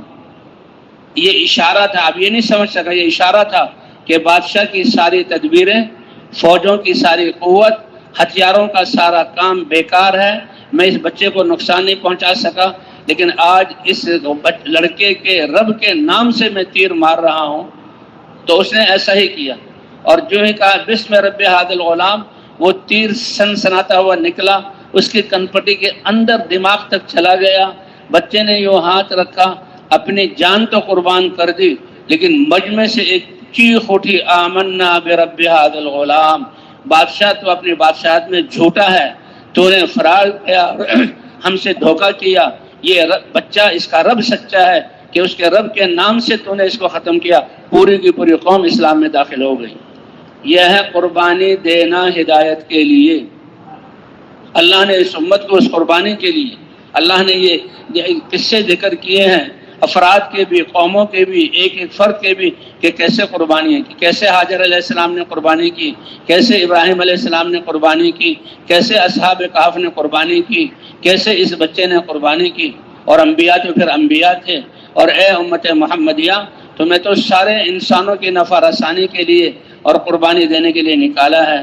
والذین جاہدوا فینا لنہدینہم سبلنا وان اللہ لمع المحسنین۔ اب بادشاہ کی تو ساری اسکیمیں ایک بچے کے ایمان کی وجہ سے اور اس قربانی کی وجہ سے، ایمان کی وجہ سے وہ خود محفوظ تھا، اور قربانی سے پوری قوم مسلمان ہو گئی۔ لیکن بادشاہ کو پھر بھی سمجھ نہ آئی۔ اس نے فوجیوں کا خبردار، روک لو راستے، اور مجمع اس قوم کو میدان میں روکو اور ان کے چاروں طرف خندق جو راستے ہیں نکلنے کے خندق کھودو اور خندق میں آگ ڈالو، اور جو آدمی اپنے گھروں کو جانا چاہے، آدمی کی فطرت ہوتی ہے کہ بھئی اب کام پورا ہوا جائیں، تو اس سے کہو کہ بچے کے رب پر ایمان کو چھوڑو اور بادشاہ پر دوبارہ ایمان لاؤ تو راستہ ہے، ورنہ تمہیں ڈال دیں گے۔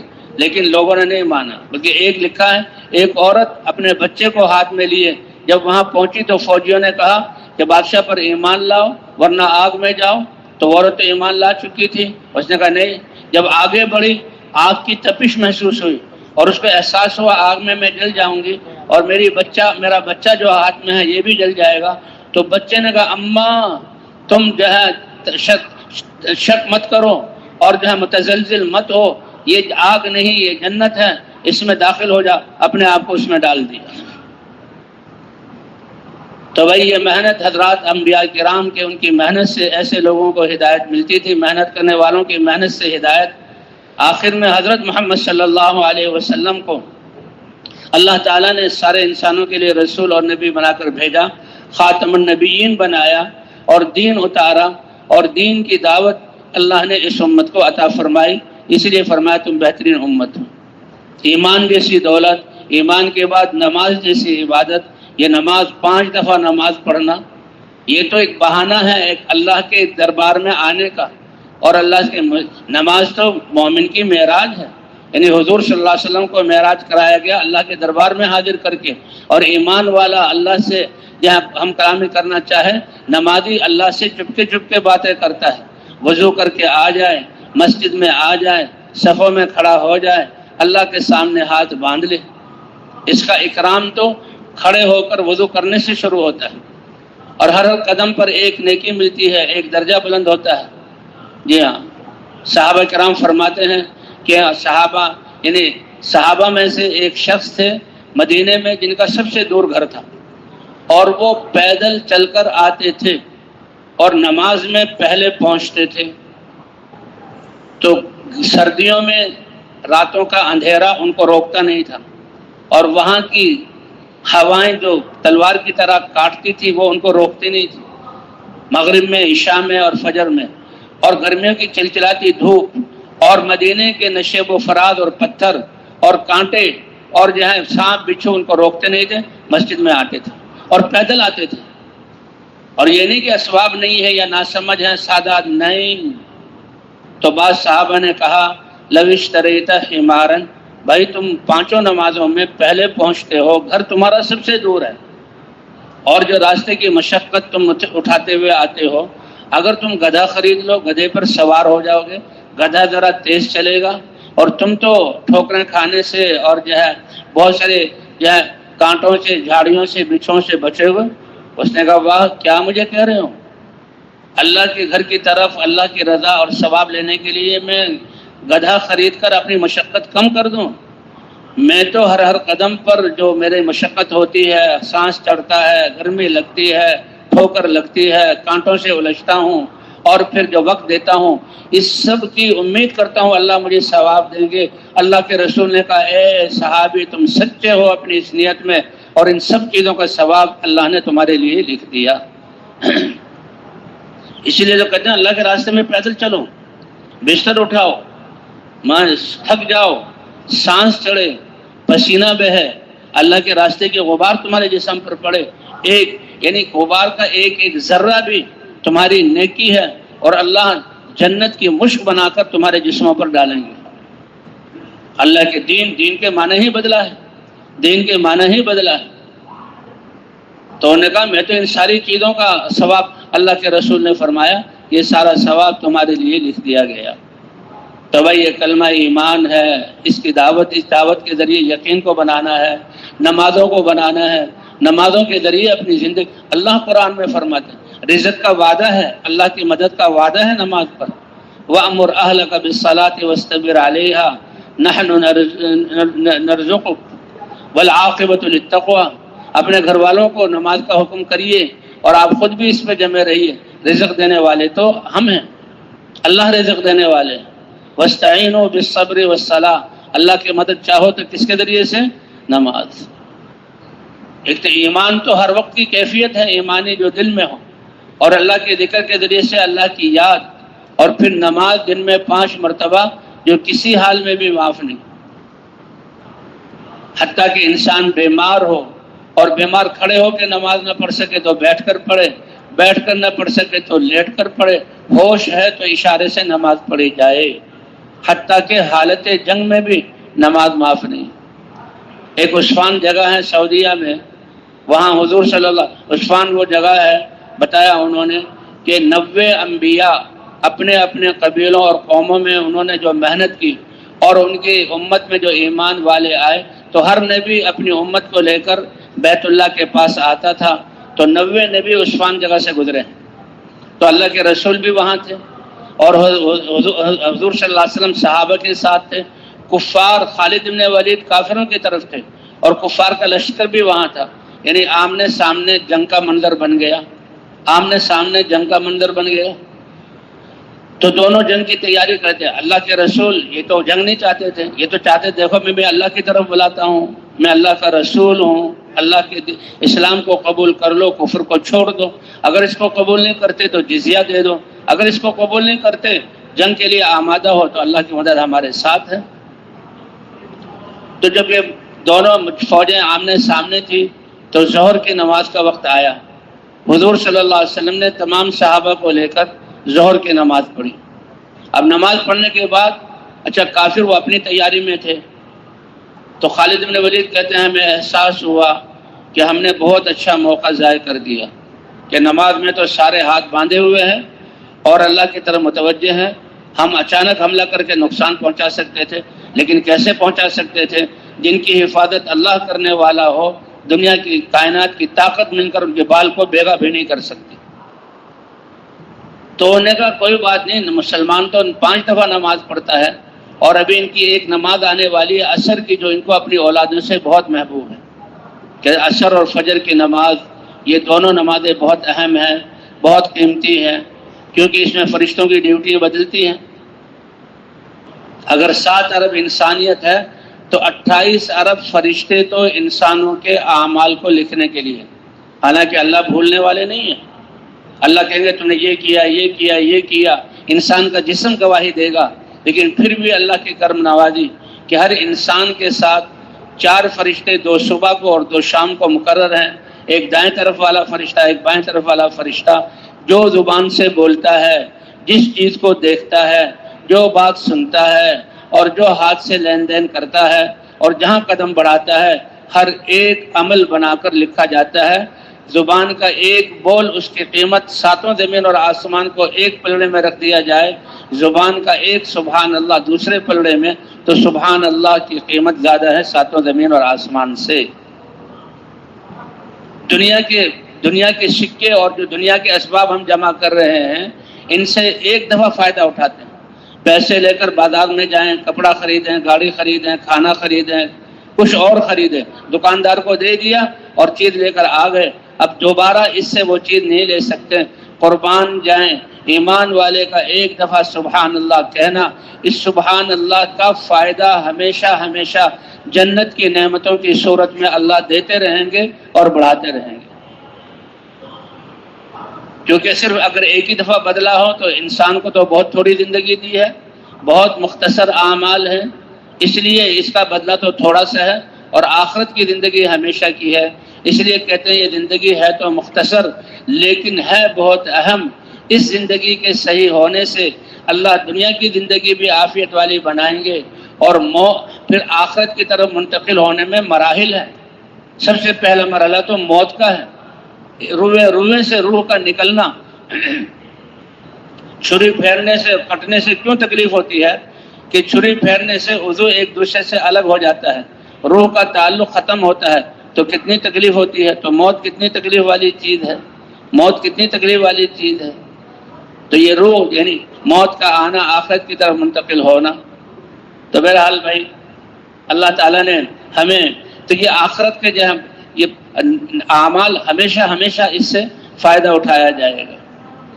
حضرت خالد بن ولید کہتے ہیں کہ جب عصر کی نماز آئی تو اللہ نے حکم اتار دیا، اے نبی آپ 2 حصوں میں کر کے نماز پڑھیں، فرمایا اسی دن سے میرے دل میں آ گیا تھا کہ یہ حضرت محمد صلی اللہ علیہ وسلم کی جو ہے مدد اور نصرت تو غیبی نظام سے ہو رہی ہے، اور وہی پھر محرک بنا. پھر اللہ نے حضرت خالد بن ولید ان کو اللہ نے ہدایت عطا فرمائی. تو بہرحال اللہ تعالیٰ یہ نمازیں یہ بھی بہت بڑا 5 دفعہ نماز یہ اللہ کا احسان اور بہت بڑی اور انسان کی تربیت کے لیے. ایک تو وستعینوا بالصبر والصلاۃ، اللہ کی مدد چاہو اللہ کے دین پر جمو، اور جو اللہ کے احکام ہیں ان پر جو تکلیفیں ہیں اس پر صبر کرو اور نماز کے ذریعے. اور رزق چاہو تو نماز پڑھو، وَأْمُرْ أَهْلَكَ بِالصَّلَاةِ وَاسْتَبِرْ عَلَيْهَا نَحْنُ نَرْزُقُكَ وَلَا نَسْأَلُكَ رِزْقًا. تو اسی طرح اللہ نے اور احکام بھی دیے ہیں، اللہ نے علم اتارا ہے، اور علم میں انسان جتنے بھی ہمارے شعبے ہیں اور جتنے بھی ہمارے حالات ہیں ہر ایک کے لیے اللہ کا حکم. اس لیے کہتے ہیں تعلیم و تعلم، پہلے فضائل کی تعلیم ہے کہ اللہ تعالیٰ ان احکام کے پورا کرنے پر ہمیں کیا دیں گے، اور پھر مسائل کی تعلیم ہے اللہ کے احکام کو اللہ کے اتارے ہوئے علم کے مطابق پورا کرنا، اپنی مرضی سے نہیں یا لوگوں کے بتائے ہوئے طریقے سے نہیں. اللہ نے جو احکام اتارے ہیں اور جو علم اتارا ہے اس کے مطابق اللہ کے احکام کو پورا کرنا. پھر اللہ تعالیٰ نے ہمیں اخلاق کا حکم دیا ہے. حضور صلی اللہ علیہ وسلم علیہ اخلاق، حضور صلی اللہ علیہ وسلم سے پوچھا گیا قیامت میں سب سے زیادہ قریب آپ کے کون ہوگا؟ فرمایا اکثرکم علی صلاۃ واحسنکم خلقا، جو سب سے زیادہ مجھ پر درود پڑھے گا اور جو سب سے زیادہ اچھے اخلاق والا ہوگا وہ میرے سب سے قریب ہوگا. اور فرمایا انما بعثت لاتمم مکارم الاخلاق، میری بعثت کا مقاصد میں سے ایک اہم اور بڑا مقصد اچھے اخلاق پر امت کو اٹھانا ہے. حضور صلی اللہ علیہ وسلم کی تشریف آوری سے پہلے صحابہ کرام ایسے خود غرض اور ایسے ضدی اور ایسے اپنی خواہش کو پورا کرنا کہ دوسرے کی جان لے لیتے تھے. لیکن جب ایمان اور اعمال آئے تو صحابہ کرام، ایک ہوتا عدل کہ جس کا حق ہے پہنچا دو، ایک ہوتا احسان اس سے زیادہ دو، اور ایک ہوتا ایثار اپنی حاجت کو دبا کر دوسرے کی حاجت جو ہے پوری کرو. اللہ تعالیٰ نے ان کے بارے میں اتارا یہی اے صحابہ، اے اللہ کے نبی، آپ کے یہ صحابہ جو اسلام سے پہلے چھوٹی چھوٹی باتوں پر دوسروں کا خون کر دیا کرتے تھے، اپنے نرینہ اولاد کو گلا دبا کر بھوک کے ڈر سے قتل کر دیتے تھے، اور جاہلیت والی غیرت کی وجہ سے اپنی بچیوں کو قبر کھود کر اس میں دفن کر دیا کرتے تھے، آج ایسے ایثار والے بنے ہیں کہ خود بھوکے ہوتے ہوئے دوسروں کو ترجیح دیتے ہیں. یؤثرون علی انفسہم ولو کان بہم خصاصہ. اور قرآن میں ایک ایک چیز کا وَيُطْعِمُونَ الطَّعَامَ عَلَى حُبِّهِ مِسْكِينًا وَيَتِيمًا وَأَسِيرًا. خود بھوکے ہیں، روزہ رکھا ہوا ہے، افطار سامنے ہے، اور افطار بھی کوئی مدے کے کھانے نہیں ہیں، کھجوریں یا چند روٹی کے ٹکڑے اور پانی ہوگا، لیکن مسکین آتا ہے تو اس کو دے دیتے ہیں، یتیم آتا ہے تو اس کو دے دیتے ہیں، اور قیدی آتا ہے اس کو دیتے ہیں، اور خود پانی سے افطار کرتے ہیں. اللہ نے یہ ذکر قرآن میں کیا. ان کے پاس یہ نہیں کہ وہ گھر میں مہمانوں کے لیے آنے والوں کے لیے قورمے بنائے جائیں اور پراٹھے پکائے جائیں اور دیگیں چڑھائی جائیں، نہیں، جو گھر میں ہے وہ دے دو. اللہ جانتے ہیں اس کے پاس کتنا تھا، اسی پر اللہ تعالیٰ قدردان ہے، اللہ تعالیٰ اپنی رضا عطا فرماتے ہیں. حضور صلی اللہ علیہ وسلم صحابہ کو مہمانوں کو منتقل کیا کرتے تھے، صحابہ کو دیا کرتے، صحابہ لے جاتے. تو ایک صحابی ہیں، ایک حضور کا مہمان کہ بھائی اس کو کون لے جائے گا؟ غالباً ابو طلحہ کا نام ہے، کہ میں لے جاؤں گا. اس مہمان کو گھر لے گئے، رات کا وقت تھا کہ اپنے گھر سے کھلاؤں.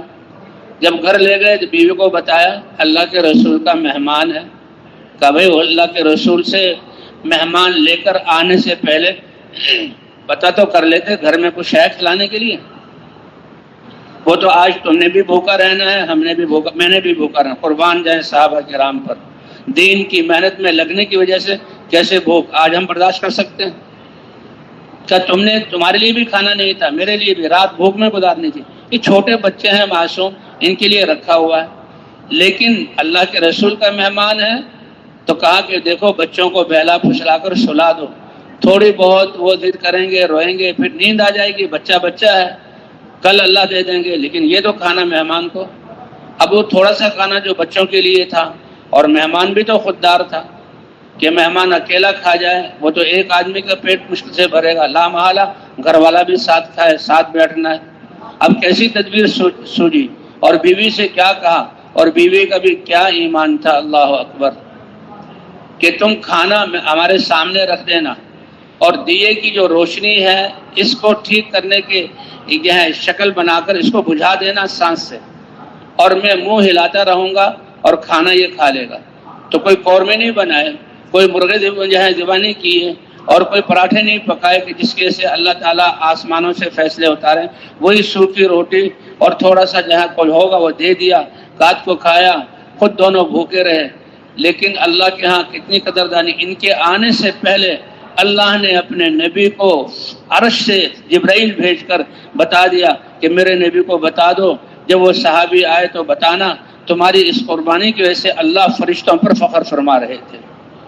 اے ایمان والے، اے دین کی محنت کرنے والے، ایمان اور دین کی محنت کی وجہ سے تم پر جو مشقت آ رہی ہے، اللہ کیسے قدردان ہے کہ عرش پر فرشتوں میں تمہارا تذکرہ ہوتا ہے۔ دنیا والوں کے لیے سب کچھ لگا دو اور پھر بھی کسی وقت کسی کی حاجت پوری نہ کرو تو وہ فوراً کہتا تم نے مجھے فائدہ کیا دیا ہے۔ قربان جائیں اللہ کی ذات پر، اللہ کیسے قدردان۔ تو صحابہ نے آنے والے مہمان جو کچھ ان کے پاس تھا وہ پیش کیا، اور قرآن میں یہ آیت اتاری کہ وَيُؤْثِرُونَ عَلَىٰ أَنفُسِهِمْ وَلَوْ كَانَ، اب خود بھوکے ہیں دوسروں کو ترجیح دی۔ تو بھائی یہ اخلاق جو آتے ہیں نبی کی محنت سے، ایمان سے، نمازیں جو بنتی ہیں یہ جو ہے ایمان کی وجہ سے۔ ایمان وہ طاقت ہے کہ جس کی وجہ سے سارے اعمال جاندار ہوتے ہیں اور تاثیر اس کی ہوتی ہے۔ اب ایمان جتنا کمال والا ہو، اب یہ پنکھے چل رہے ہیں، لائٹیں جل رہی ہیں، اگر یہ جو ہے بجلی بہت کم ہو جائے تو اندھیرا ہو جائے گا، پنکھے یا تو بالکل ہلکے یا بند ہو جائیں گے، تو اسی اور تیز بجلی ہو تو روشن ہوں گے اور یہ بجلی چلے گی، کولر چلیں گے۔ تو اس طرح ایمان کی طاقت، جتنا زیادہ قوت والا ایمان ہوگا اتنے ہی طاقتور اعمال ہوں گے۔ تو ایمان بنانے کے لیے بھائی ایمان کی دعوت ہے، اور اعمال اذا تلیت علیہم آیاتہ زادتہم ایمانا، نماز پڑھنے سے ایمان میں قوت آئے گی۔ یہاں دعوت دینے سے ایمان، سب سے زیادہ طاقتور عمل دعوت ہے۔ تلاوت کرنے سے، ذکر کرنے سے اور نیکی کا کام کرنے سے یہاں ایمان میں، اور جتنا ایمان مضبوط ہوگا اتنا ہی دین پر چلنا آسان ہوگا۔ تو بھائی اللہ تعالیٰ نے ہمیں حضرت محمد صلی اللہ علیہ وسلم کی امت میں پیدا فرما کر اپنا مبارک دین بھی دیا، اور ختم نبوت کی وجہ سے اللہ نے اس امت کو دین کی محنت بھی دی۔ پہلے انبیاء کی ذمہ داری انبیاء ہوتے ہوئے محدود ہے، لیکن حضور صلی اللہ علیہ وسلم سارے انسانوں کے رسول اور نبی ہیں، اور حضور صلی اللہ علیہ وسلم، اب تقاضا تو یہ تھا کہ حضور قیامت تک زندہ رہتے، براق سواری دی جاتی، حضور خود اپنی اس زمانے کی جو امتی ہیں ان کے ایک ایک کے پاس جا کر دعوت دیتے، یا آپ صلی اللہ علیہ وسلم کو بیت اللہ میں بٹھا کر اور آپ بیان کرتے اور آواز آپ کی پوری دنیا پر پہنچ جاتی۔ اللہ قادر ہے۔ آج بھی جو ان سسٹموں کی وجہ سے مشرق سے مغرب آواز پہنچ رہی ہے، اللہ کے امر کی وجہ سے، اگر اللہ ہوا کی لہروں سے وہ خاصیت لے لیں تو ہم یعنی ہماری آواز دوسرے کے کان تک نہ پہنچ سکے، یہ اللہ کا نظام۔ ایک وہ آواز ہے جو بغیر اسپیکر کے چند لوگوں تک پہنچ رہی ہے، ایک اسپیکر کے ساتھ پورے مجمع تک پہنچ رہی ہے، ایک وائرلیس سسٹم سے پوری دنیا میں پہنچ رہی ہے، لیکن پیچھے کرنے اللہ کا امر ہے کہ اللہ نے ان چیزوں میں وہ خاصیت رکھی ہیں، اور اللہ ان خاصیتوں کو چھین لے تو پھر آدمی بے بس ہے۔ تو بھئی اللہ نے ہمیں حضور صلی اللہ علیہ وسلم کی امت میں بنا کر اور ختم نبوت کا سلسلہ جاری فرما کر اللہ نے ہمیں ساری انسانیت کی ذمہ داری دی۔ کنتم خیر امت، تم بہترین امت ہو، سارے انسانوں کی نفع رسانی کے لیے نکالے گئے ہو، اور وہ نفع رسانی اللہ نے خود بیان کر دی۔ نفع رسانی کیا ہے؟ کہ اللہ کے اوامر جسے سارا نظام چل رہا ہے، اللہ کے اوامر کا حکم کر کے اوامر پر تم کھڑے کرو گے، وَتَنْهَوْنَ عَنِ الْمُنْكَرِ، نافرمانی ہے جس سے مصیبتیں اور اللہ کی ناراضگی آتی ہے اور انسان ہلاکت کی طرف جاتا ہے، اس سے تم روکو گے، وَتُؤْمِنُونَ بِاللَّهِ، اور اللہ کی ذات پر ایمان والے ہوگے۔ تو اپنے فضل سے اللہ نے یہ ہمیں عزت عطا فرمائی، اسی کی وجہ سے اس کو خیر امت قرار دیا گیا، اور اسی کی وجہ سے یہ امت اللہ کو پسندیدہ ہے۔ امت بعد میں آئی ہے، پہلے نبیوں کی کتابوں میں اللہ نے اس امت کی صفات کو ذکر کیا۔ حضرت موسیٰ علیہ السلام اپنی قوم کو لے کر اللہ نے بلوایا جبل طور پر، لے کر آؤ ایک